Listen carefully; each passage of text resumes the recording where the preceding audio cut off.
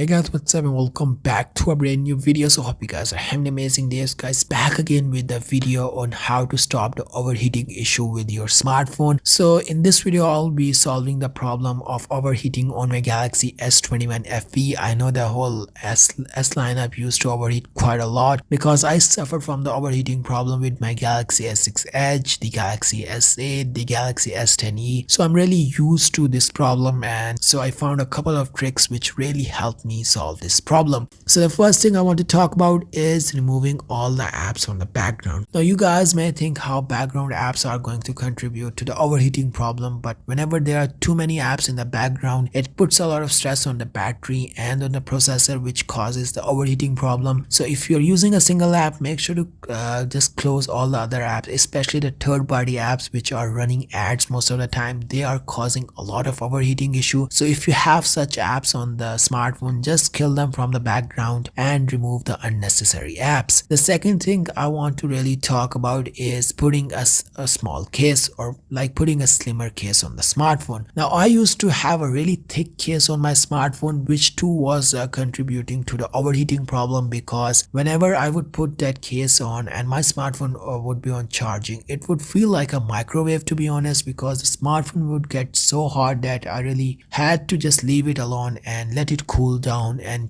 using the smartphone was quite a challenge for me. But after I have tried the slim case on my smartphone, I think the problem is so much better. So the last and the most effective trick I want to talk about is using the power saving mode. Now you guys may think how power saving is going to help in this situation, but believe me guys, I have tried this trick on the Galaxy S6 Edge and on the Galaxy S10e, and it's the most effective way of just getting rid of the overheating problem. So how this really works is the power saving mode does cut some of the processing power, due to which your smartphone processor doesn't really have to work that hard, which doesn't put a lot of stress on the battery. So not only your smartphone battery life is going to be so much better, but also by just using the power saving mode, you can really eliminate the problem of the overheating. So I have tried this trick for really long, so I really know for a fact that it really works. You can try it for yourself and you are definitely going to see the difference in before and after. Most of the Samsung